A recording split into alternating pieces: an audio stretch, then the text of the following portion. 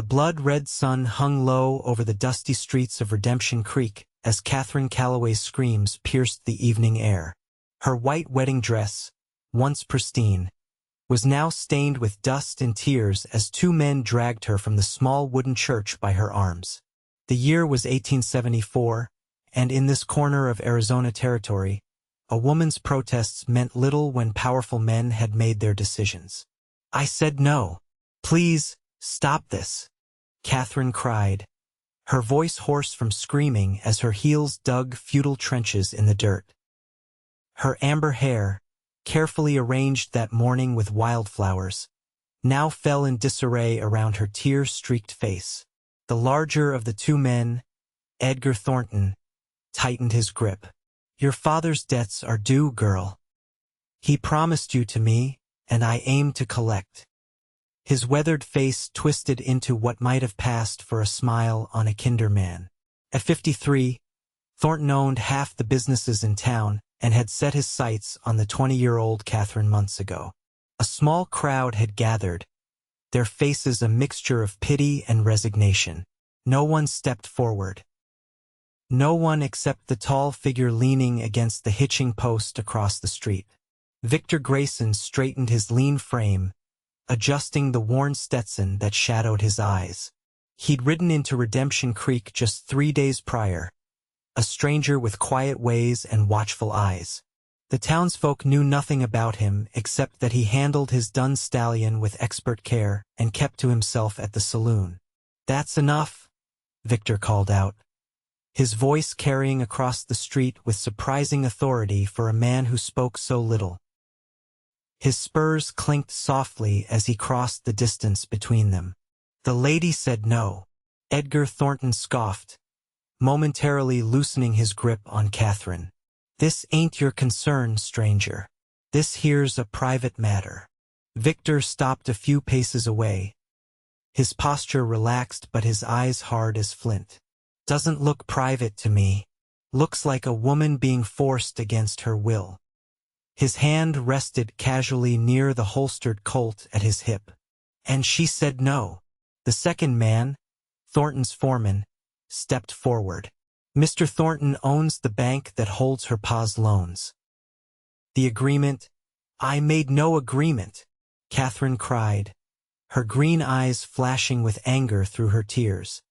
"My father may have, but I did not." Victor's gaze never left Thornton's face. "Way I see it, if the lady doesn't want to go with you, she doesn't go." Thornton's face flushed with anger. "Do you know who I am in this town, boy?" "Don't much care," Victor replied evenly.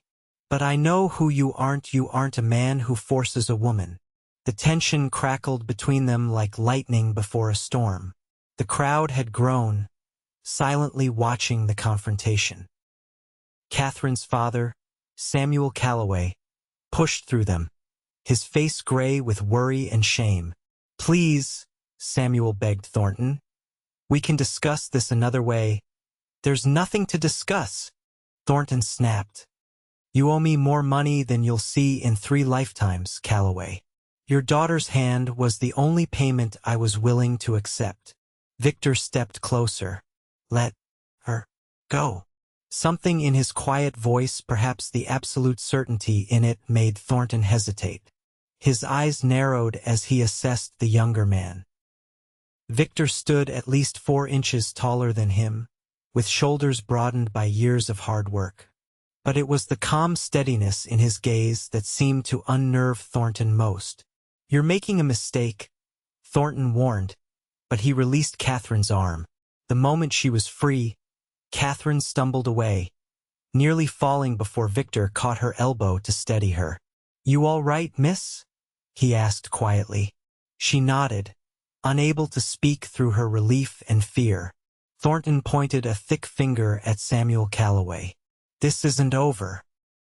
I want my money by the end of the month, or I'll take your store, your house, and every last thing you own." As Thornton and his man stormed off toward the saloon, the crowd began to disperse, murmuring among themselves. Katherine's mother rushed forward, wrapping a protective arm around her daughter. "Thank you," Samuel said to Victor, his voice thick with emotion. "But I fear you've only delayed the inevitable. I truly cannot pay what I owe." Victor watched Thornton's retreating back. Sometimes a delay is all that's needed to find another path. Katherine wiped her tears, regaining her composure. "I don't know how to thank you, Mr. Grayson," he supplied. "Victor Grayson. And no thanks needed, Miss Calloway. No decent man could stand by and watch that." For the first time, their eyes truly met, and something passed between them, a recognition, perhaps, of kindred spirits. Despite the dirt on her dress and the tear tracks on her cheeks, Victor thought Katherine Calloway might be the most beautiful woman he'd ever seen. "You should get your daughter home," Victor told Samuel. "Thornton's the type to drink his anger meaner." Samuel nodded gratefully. "Will you come with us? Just until we're safely home? I'd feel better knowing." Victor hesitated only briefly before nodding. "Lead the way, Mr. Calloway." As they walked through the dusty streets toward the modest house at the edge of town, Katherine found herself stealing glances at the tall cowboy who had appeared from nowhere to save her. There was something in his measured stride and watchful eyes that spoke of a man who had seen his share of troubles. Yet when he caught her looking and offered a small, reassuring nod, she felt safer than she had in months. She didn't know it then, but Victor Grayson would change the course of her life forever, and she would change his. The Calloway home was a simple but well-maintained two-story wooden structure, with a small porch and carefully tended flower beds that seemed out of place in the harsh landscape. Inside, Rebecca Calloway insisted on making coffee for their unexpected guest while Samuel paced the sitting room, running his hands through his thinning hair. $20,000, Samuel explained, his voice hollow with despair. "That's what I owe him. I borrowed to expand the general store, but then the drought came and the mine closed temporarily." He gestured helplessly. "Half the town couldn't pay their accounts." Victor sat quietly, turning the coffee cup in his hands. "And Thornton saw an opportunity." Samuel nodded miserably. "3 months ago he came to me with his proposition. Said he'd forgive the debt entirely if Katherine would marry him." His voice broke. "I refused, of course. But then he raised the interest rates, called in other loans around town that affected my suppliers. I was desperate. So you agreed to the wedding." Victor finished for him, his tone neutral but his eyes sharp. "I thought I could find another way before the wedding date," Samuel confessed. "But I failed. When I told Katherine this morning." He looked at his daughter with pained eyes. Katherine sat with her back straight, still wearing her ruined wedding dress. "I told Father I would never marry that man, no matter the cost." That's when he decided to simply take what he believed he'd bought. Rebecca placed a protective hand on her daughter's shoulder. "Samuel meant well, but he didn't consult us. We would have found another way." Victor set his cup down. "Thornton's not the type to let this go. He's lost face today. That makes him dangerous." "We have nowhere to go," Rebecca said softly, "and no means to get there if we did." Victor was silent for a long moment. "I've been looking for land to start a cattle operation. Was heading north when I stopped here." He looked at Samuel directly. "I have some savings. Not 20,000, but enough to negotiate." Samuel stared at him in disbelief. "Why would you do that for strangers?" Victor's eyes flicked briefly to Katherine before returning to Samuel. "Let's just say I've seen what men like Thornton do to towns when they get too powerful. Besides," he added with the ghost of a smile, "I've got a fair hand with numbers. Might be there's a way to restructure your debt that Thornton hasn't shown you." Katherine studied the enigmatic cowboy. "You're more than you appear to be, Mr. Grayson." For the first time, a genuine smile touched his lips, transforming his serious face. "Most people are, Miss Calloway." That night, Victor insisted on staying on the Calloway's porch despite their offers of a proper bed. Thornton strikes me as a man who might send nighttime visitors, was all he said by way of explanation. Katherine couldn't sleep. Every time she closed her eyes, she felt Thornton's hands on her arms again. Just past midnight, she slipped downstairs and found Victor sitting on the porch steps, his rifle across his knees. "You should be resting, Miss Calloway," he said without turning. "How did you know it was me?" she asked, wrapping her shawl tighter around her shoulders against the night chill. "Your footsteps," he replied simply. "Lighter than your father's. More purposeful than your mother's." She sat beside him, leaving a proper distance between them. The night was clear, stars scattered like diamond dust across the vast Arizona sky. "I never thanked you properly," she said softly. "No need." Katherine studied his profile in the moonlight. "Where are you from, Mr. Grayson?" He was quiet for so long she thought he might not answer. "Originally, Virginia, but that was a lifetime ago. And since then," his shoulders rose and fell in a small shrug. "Texas, mainly. Colorado for a spell. Wherever the work took me." "What kind of work?" A corner of his mouth lifted. "You ask a lot of questions, Miss Calloway." "I find you interesting," she admitted frankly. "Most men in Redemption Creek wouldn't have done what you did today. They're all too afraid of Edgar Thornton." Victor finally turned to look at her. "Maybe they should be more afraid of you." A surprised laugh escaped her. "Me? I'm just a general store owner's daughter."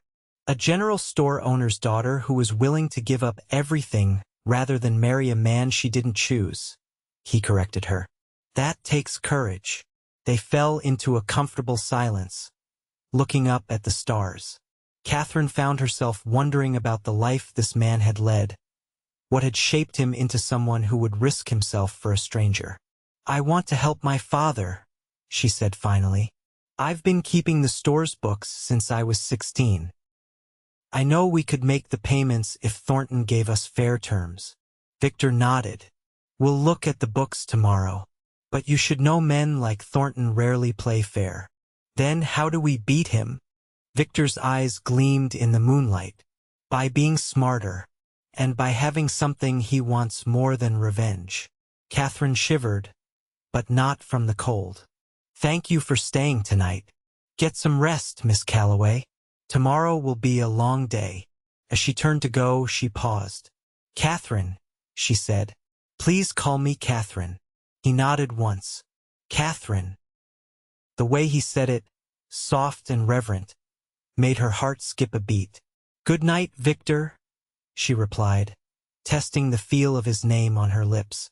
As she climbed the stairs back to her room, Katherine realized that for the first time since her father had announced her engagement to Thornton 3 days ago, she felt something close to hope.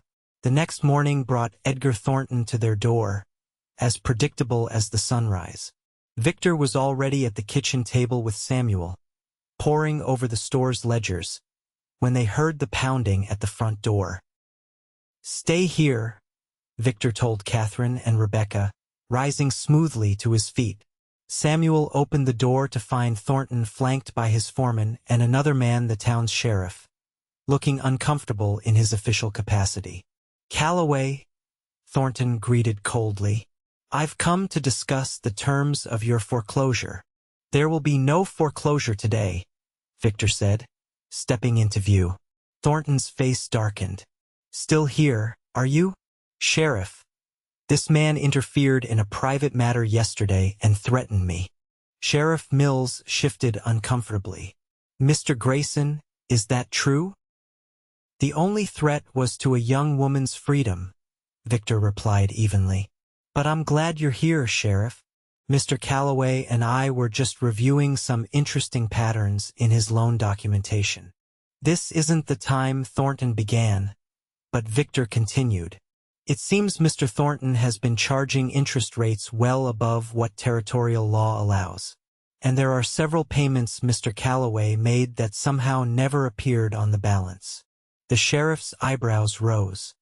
"That's a serious accusation." "One easily proven," Victor said. The Territorial Banking Commissioner would be very interested in reviewing these books. Thornton's face flushed red. You think you can come into my town and threaten me with legal technicalities? I own half this territory. Yet you don't own the law, Victor replied calmly. Or perhaps you do own Sheriff Mills here? He fixed the lawman with a steady gaze. Is that the case, Sheriff? Mills straightened his spine. I uphold the law equally for all citizens, Mr. Grayson. Then you'll be interested to know that I've drafted a fair repayment schedule based on the actual amount owed, after adjusting for the illegal interest and missing payment credits. Victor handed a paper to the sheriff. Mr. Calloway can repay the legitimate debt over 3 years at legal interest rates. Katherine had moved to stand behind Victor, watching the proceedings with growing admiration. Her father had spent the early morning hours showing Victor every receipt, every payment he'd made to Thornton's bank over the past 2 years. Victor had quickly spotted the discrepancies that Samuel, in his desperation, had missed. Thornton snatched the paper from the sheriff's hands, his eyes scanning it rapidly. This is preposterous. I'll never agree to these terms. Then perhaps you'd prefer to discuss the matter with the banking commissioner, Victor suggested mildly.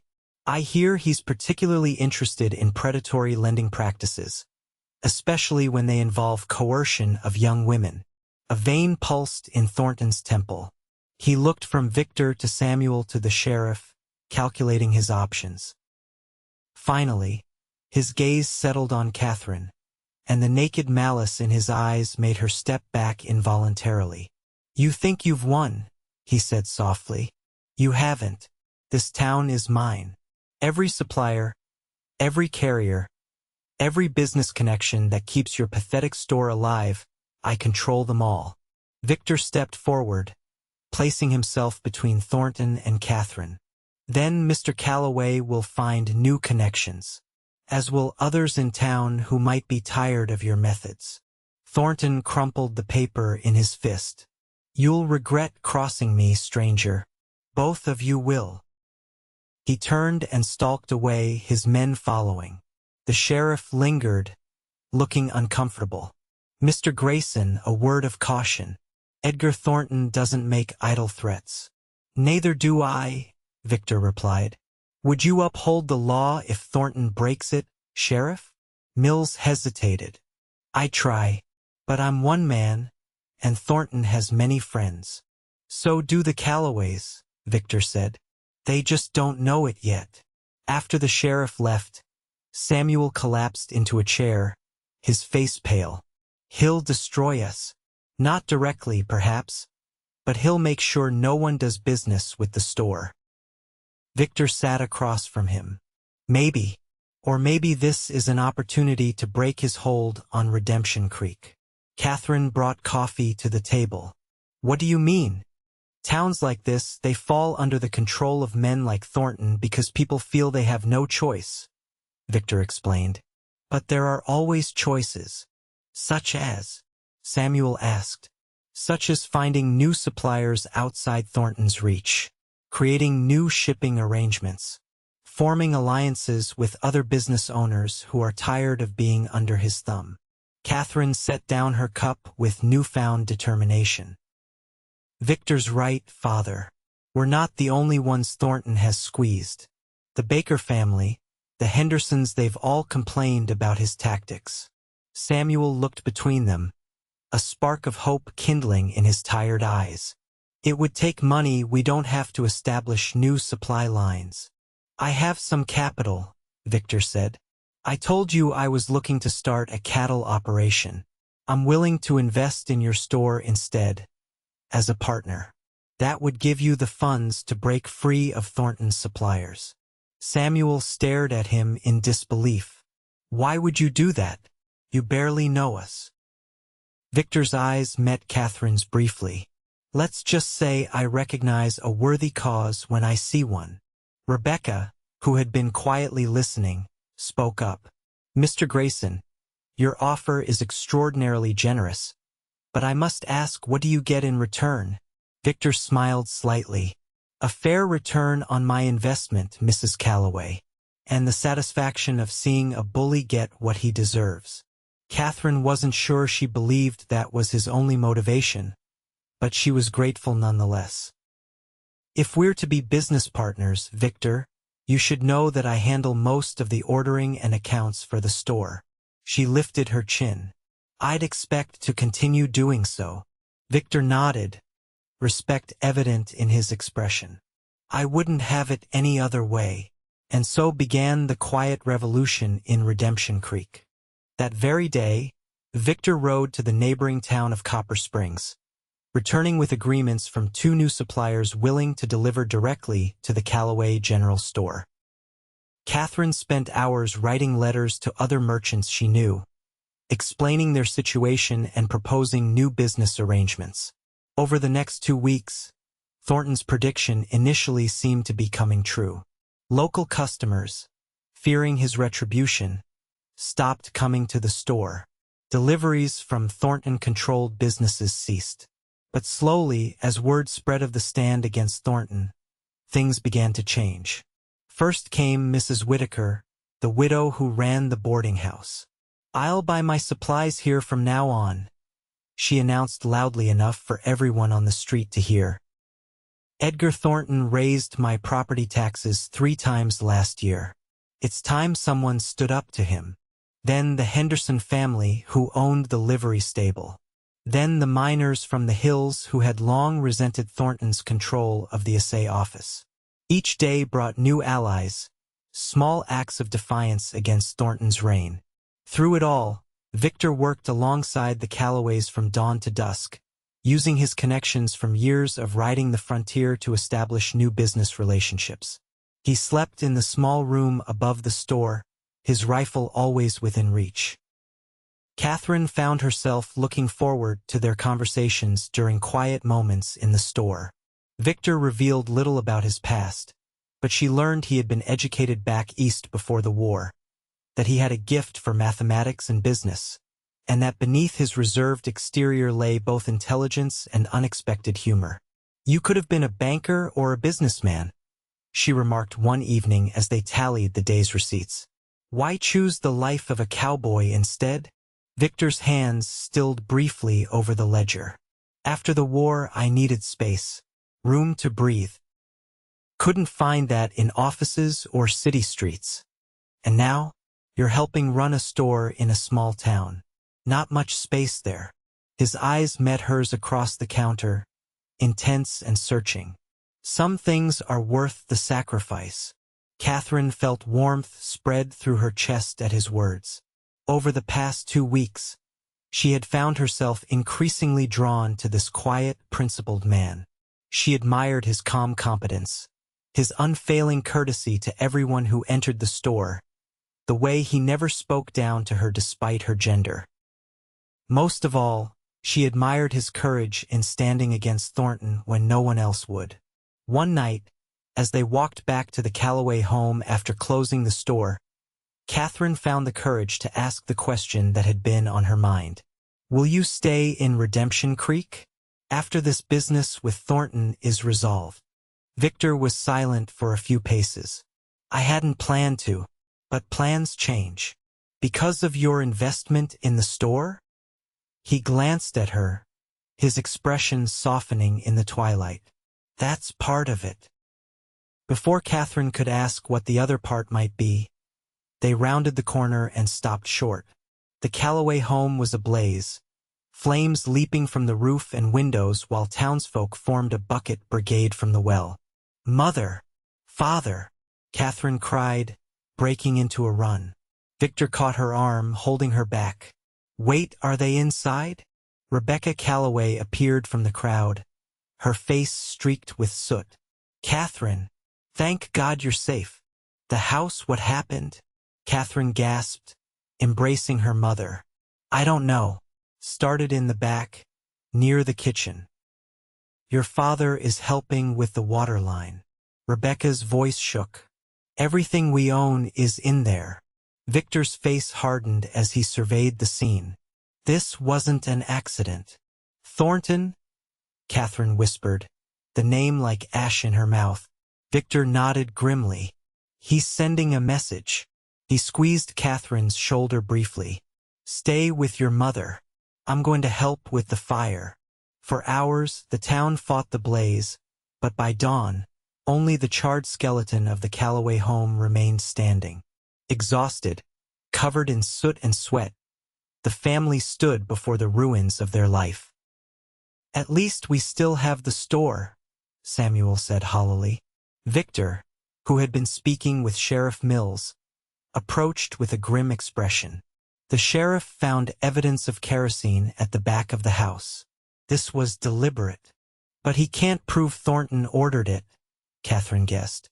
Victor shook his head. Thornton was playing poker at the saloon all evening, in full view of 20 witnesses. Where will we go? Rebecca asked, her voice small with shock. You'll stay with me, declared Mrs. Whitaker, who had brought blankets and coffee for the firefighters. I have plenty of room at the boarding house, and I'll advance you credit at my establishment for anything you need, added Mr. Henderson, the livery owner. As others stepped forward with offers of help, Katherine saw something remarkable happening. Thornton's attempt to frighten the town into submission was having the opposite effect. It was uniting them against him. Victor drew her aside as the others made arrangements. Thornton will try again. The store will be his next target. Then we'll sleep there, Katherine said firmly. We'll guard it in shifts. Katherine, he began, concern evident in his voice. No, she interrupted. I won't let him win. He tried to take my freedom, and now he's taken our home. He won't take our livelihood too. Victor studied her determined face, then nodded slowly. All right, but you won't be alone. I'll be there too. For the next 3 nights, they kept vigil at the store, taking turns sleeping on pallets in the back room while the other watched. On the 4th night, Katherine woke to find Victor standing at the window, his silhouette outlined against the moonlight. Anything? She asked, rubbing sleep from her eyes. Nothing yet. He turned to her, his face half in shadow. You should rest longer. Katherine shook her head, moving to stand beside him at the window. I've slept enough. They stood in comfortable silence, watching the empty street. Katherine was acutely aware of his presence beside her. The subtle scent of leather and soap, the steady rhythm of his breathing. Tell me something about yourself, she said softly. Something true. He glanced at her, then back to the street. What do you want to know? Something no one else knows. Something that explains who you are. Victor was quiet for so long she thought he might not answer. When he finally spoke, his voice was low, almost a whisper. I had a sister, Lily. She was courted by a man like Thornton, wealthy, influential, used to getting his way. When she refused him, he destroyed our family's business, drove my father to drink. His hands tightened on the windowsill. One night he came for her. I wasn't there to stop him. Katherine's heart ached at the pain in his voice. What happened? She killed herself 2 months later. The words fell between them like stones. I was 19. After that, I left Virginia and never looked back.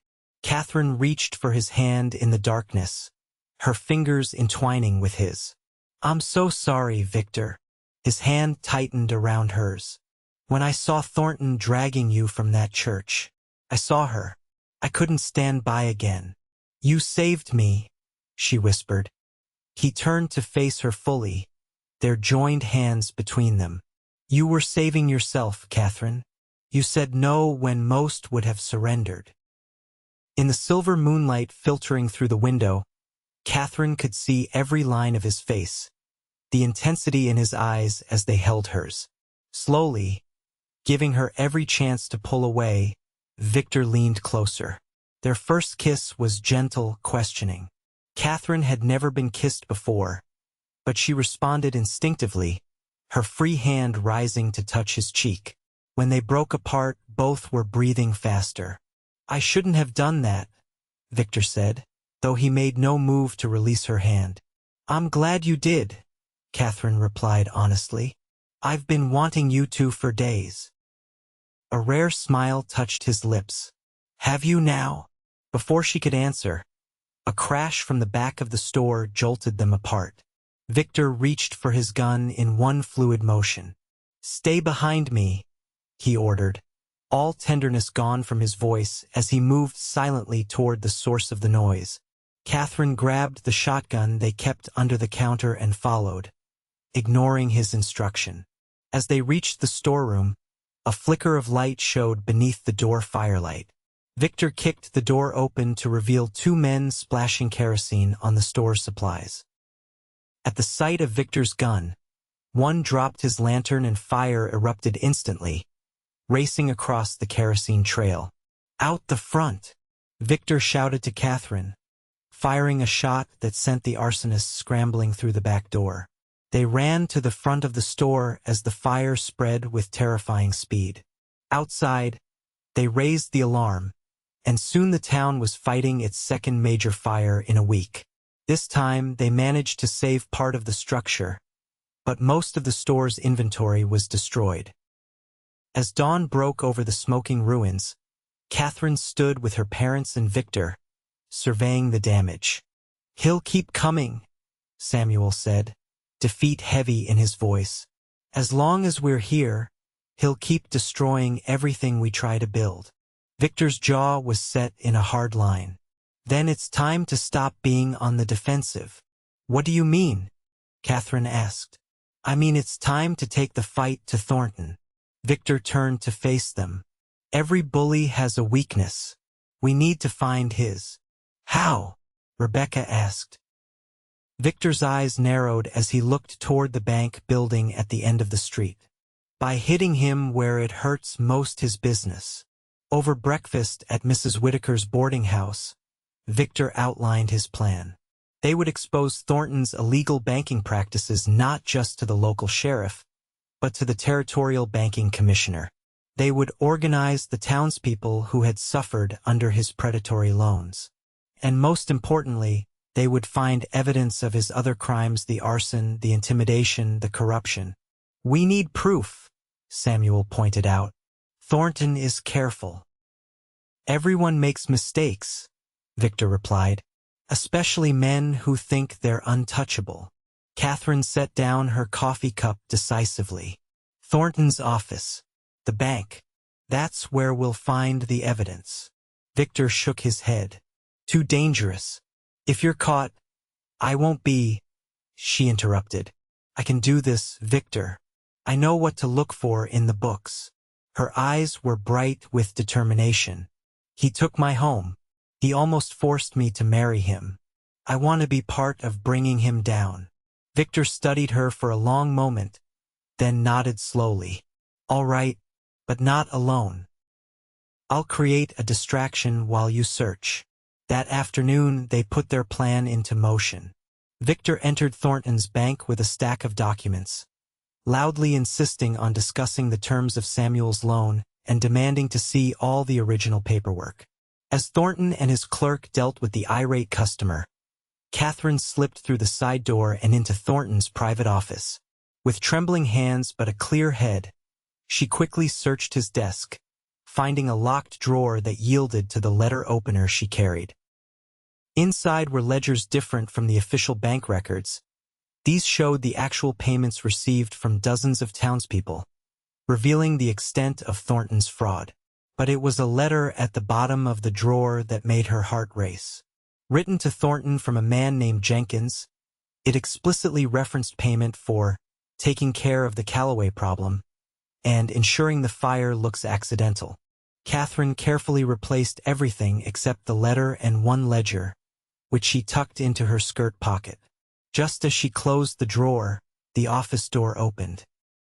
Thornton stood there, his face contorting from surprise to rage. You little thief, he snarled, lunging for her. Katherine ducked past him, but he caught her arm, twisting it painfully. Let me go, she cried, struggling against his iron grip. You've been a thorn in my side since the day your father refused my first offer, Thornton hissed. I should have taken more direct measures with you from the start. The sound of a gun being cocked froze them both. Take your hands off her, Victor said from the doorway, his Colt revolver aimed steadily at Thornton's chest. Thornton's grip loosened, and Katherine wrenched free, moving to Victor's side. You're making a mistake, Thornton said, his voice regaining its usual controlled tone. Threatening a man in his own bank is a hanging offense. So is hiring men to commit arson, Katherine countered, pulling the incriminating letter from her pocket. And fraud. And assault. Thornton's face paled as he recognized the letter.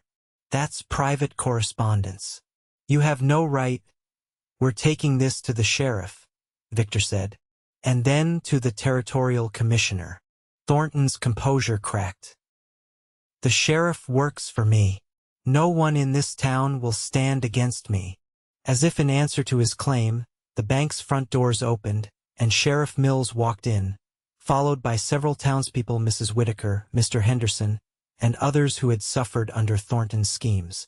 That's where you're wrong, Edgar, said the sheriff, who had overheard everything. The town's had enough. Within hours, Edgar Thornton was locked in his own jail, facing charges that would likely send him to territorial prison for years. His assets were frozen pending investigation, and the bank was temporarily placed under the sheriff's supervision. That evening, the townspeople gathered at Mrs. Whitaker's boarding house to celebrate their liberation and to plan for rebuilding both the Calloway home and store. As Katherine moved through the crowd, accepting congratulations and offers of help, she searched for Victor. She found him outside on the porch, looking up at the stars. Everyone's asking for you inside, she said, coming to stand beside him. You're the hero of Redemption Creek now. Victor shook his head. Not me. This town found its courage. I just helped it along. Katherine moved closer, her shoulder touching his. What will you do now? Will you stay? He turned to face her, his expression more open than she'd ever seen it. That depends. On what? On whether there's someone worth staying for. Katherine's heart leaped in her chest. And is there? Victor reached for her hand, his thumb tracing circles on her palm. I think you know the answer to that, Katherine. She stepped closer, emboldened by the events of the day and the feelings that had been growing between them. I'd like to hear you say it. His free hand came up to cup her cheek gently. I came to Arizona looking for land, for a place to build something of my own. Instead, I found you. His voice deepened with emotion. I've spent years running from the past, never staying anywhere long enough to feel pain again. But you make me want to stop running. Katherine covered his hand with hers, turning her face to kiss his palm. Then stay. Help me rebuild the store. Help me make this town what it could be. Is that what you want? A business partner? There was a vulnerability in his question that touched her deeply. No, she whispered. I want much more than that. When he kissed her this time, there was nothing hesitant about it. His arms encircled her waist, drawing her close as her hands slid up to his shoulders. It was a promise, an affirmation, a beginning. Inside, Samuel Calloway happened to glance out the window and saw his daughter in Victor's embrace. Rebecca followed his gaze and smiled, placing her hand on her husband's arm. She's found someone worthy of her, Rebecca said softly. Samuel nodded slowly. Yes, I believe she has. Over the next few months, Redemption Creek underwent a transformation. With Edgar Thornton awaiting trial in the territorial capital, his ill-gotten assets were gradually returned to their rightful owners. Samuel Calloway's debt was recalculated at the legal interest rate, reducing it to a manageable sum that he could pay off within 2 years. The Calloway home was rebuilt with the help of the entire town, larger and sturdier than before. The store, too, rose from the ashes, with Victor and Katherine working side by side to design an improved layout with expanded inventory. As summer turned to autumn, Victor purchased land just outside of town, where he began building a cattle operation as he had originally planned. But each evening found him at the Calloway's dinner table, and everyone understood that the separate businesses were merely a formality. One Sunday in October, 6 months after the day Victor had stepped between Katherine and Thornton outside the church, he asked for a private word with Samuel. "I'd like your permission to marry your daughter," Victor said directly. "I love her, and I believe she feels the same." Samuel studied the younger man thoughtfully. "You've known each other less than a year." "Yes, sir. But some things don't require much time to know with certainty." "And you'll stay in Redemption Creek? Make your life here?" Victor nodded. "This is home now, for both of us." Samuel extended his hand. "Then you have my blessing. Though Katherine's the one who'll have the final say, as I'm sure you know." Victor smiled. "Yes, sir. I'm counting on it." That evening, Victor took Katherine riding to his property, where construction on the ranch house was nearly complete. As the sun began to set, painting the desert in hues of gold and crimson, he led her to a ridge overlooking the valley. "It's beautiful," Katherine said, taking in the sweeping vista. "You've accomplished so much in such a short time." "We've accomplished it," Victor corrected her. "None of this would exist without you." She turned to him, puzzled. "I haven't done anything with the ranch. You gave me a reason to build it." He took her hands in his.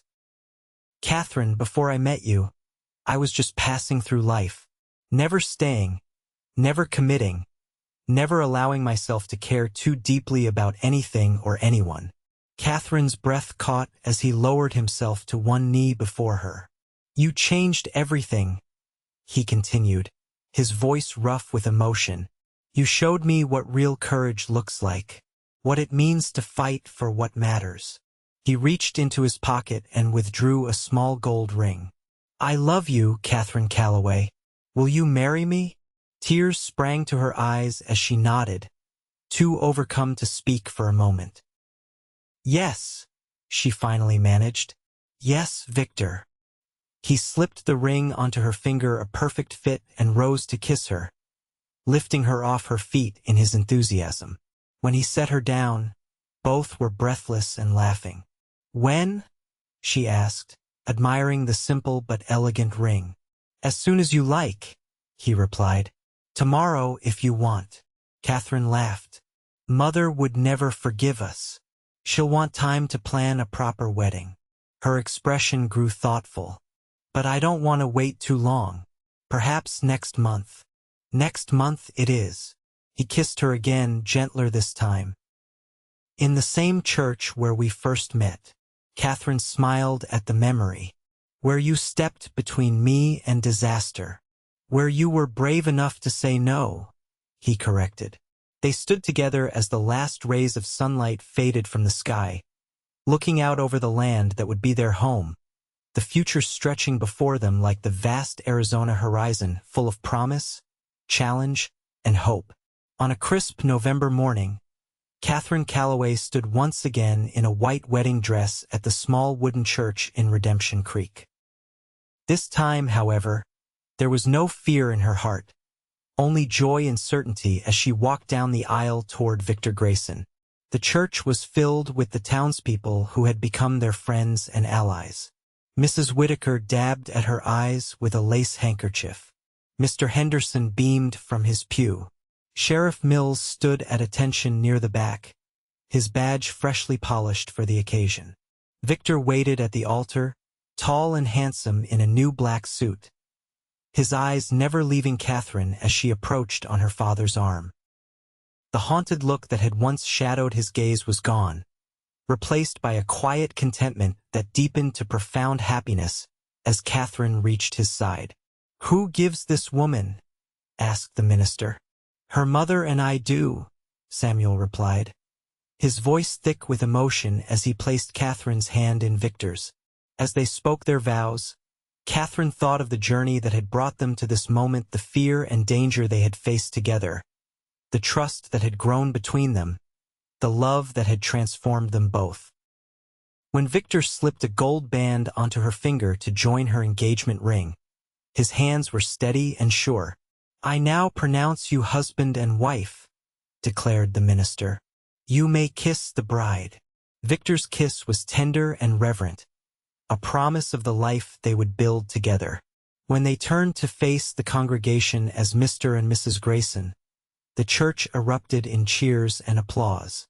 The celebration continued at the newly rebuilt Calloway home, where tables groaned under the weight of food contributed by every household in town.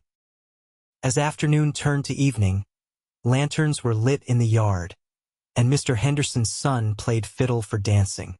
Victor led Katherine in their first dance as husband and wife, moving with surprising grace for a man more accustomed to horseback than ballrooms. "Happy?" he asked, his arms secure around her waist. "Completely," she answered, her eyes reflecting the lantern light. "Though I can hardly believe this is real. A year ago, I never imagined my life could change so dramatically. For the better, I hope," he said with a smile. "For the better in every way." She rested her head against his shoulder as they swayed to the music. "I love you, Victor Grayson. And I love you, Katherine Grayson." Later that night, they left the celebration amid a shower of rice and well wishes, riding in a decorated wagon to their new home, the completed ranch house on Victor's property. Inside, Victor swept Katherine into his arms to carry her over the threshold, both of them laughing as he pretended to struggle with her weight. In the privacy of their bedroom, all laughter faded into tender solemnity as they came together as husband and wife. Victor's hands, always so capable and strong, were infinitely gentle as he helped Katherine with the buttons of her wedding dress. Katherine's initial shyness gave way to trust and passion as they discovered each other fully for the first time. Afterward, lying in each other's arms, Katherine traced the scar on Victor's shoulder, a relic from his years as a cowboy that she had never seen before. "What are you thinking?" he asked, his fingers tangling in her hair, spread loose across the pillow. "That I'm the luckiest woman in Arizona territory," she replied honestly. "And that I can't wait to see what our future holds. Children, I hope," he said softly. "A house full of them." Katherine smiled against his chest. "I'd like that. Strong sons like their father. Stubborn daughters like their mother. God help me if our daughters inherit your determination," Victor laughed. "I'll be gray before I'm 40.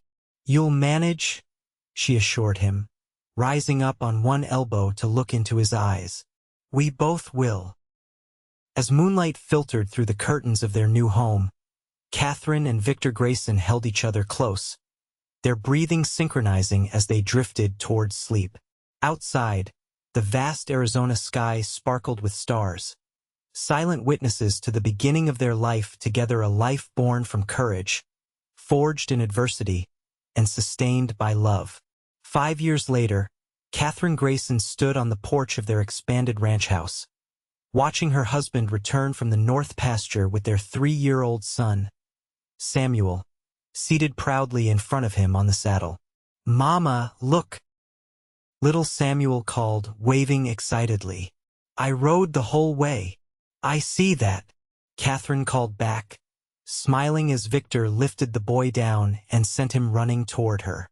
She caught him in a hug, careful of her swollen belly where their second child grew. Victor dismounted and approached more slowly, his face breaking into the smile that still made her heart skip even after years of marriage. He leaned down to kiss her, then placed a gentle hand on her stomach. "How are you feeling today?" he asked, concern mingling with love in his eyes. "Better. The morning sickness has finally passed." She covered his hand with hers. "Dr. Miller says everything looks perfectly normal." Redemption Creek had grown considerably since their wedding day. The arrival of the railroad 2 years prior had brought new businesses and settlers, transforming the once struggling town into a thriving community. The Calloway General Store, now managed by Samuel and Rebecca with the help of 2 clerks, had expanded to twice its original size. Victor's cattle operation had become one of the most successful in the territory, employing 15 regular hands and additional workers during roundup season. But the greatest change had been the arrival of their son, followed now by the impending birth of their second child. Katherine had taken to motherhood with the same determination and joy she brought to everything, while Victor proved to be a patient, loving father who never tired of reading stories or teaching Samuel about the ranch operations. "I received a letter from the governor today," Victor said as they went inside, where Rosa, their Mexican cook, was preparing dinner. "He's appointed me to the Territorial Commerce Commission." Katherine's eyes widened. "Victor, that's wonderful. Though I'm not surprised. Your work on the banking reforms has made you quite the public figure." After Thornton's conviction and imprisonment, Victor had worked with other business owners throughout the territory to establish fair lending practices and prevent others from gaining the kind of stranglehold Thornton had maintained over Redemption Creek. His intelligence and integrity had earned him respect far beyond their small town. "It will mean some travel to Phoenix," he cautioned. "I don't like leaving you, especially now." He nodded toward her pregnant form. Katherine smiled. "We'll manage. Your mother has already written that she'll come stay with us after the baby is born." Victor's reconciliation with his family back in Virginia had been a slow but healing process, initiated by Katherine's gentle encouragement. "Besides," she added, "I have the entire town looking out for me. Mrs. Whitaker visits daily, and Sheriff Mills makes a point of riding by whenever you're away." Victor pulled her into his arms, careful of her belly between them. "I still don't know what I did to deserve you," he murmured against her hair. "You stood up when it mattered," she replied simply, "and you've never stopped since." That evening, after Samuel was tucked into bed with a story about brave cowboys and the women who loved them, Katherine and Victor sat on their porch swing, watching the stars emerge over their land. Victor's arm was around her shoulders, her head resting against him in comfortable silence. "Do you ever think about that day?" Katherine asked suddenly. "The day we met?" Victor's arm tightened around her. "Often. It was the day my life changed course." "Mine too." She looked up at him, her face softened by the evening light. "I was so frightened, but also so determined not to give in. I never imagined someone would actually stand up for me. I never imagined I'd find someone worth standing up for," he admitted. "Someone who would stand beside me after." Katherine took his hand and placed it on her stomach, where their child had just kicked. "And now look at us. Family, a home, a future." Victor smiled as he felt the movement beneath his palm. "A miracle," he agreed softly. As the moon rose over the Arizona desert, Katherine and Victor Grayson sat together, surrounded by the life they had built from that single moment of courage when she had said no, and he had listened.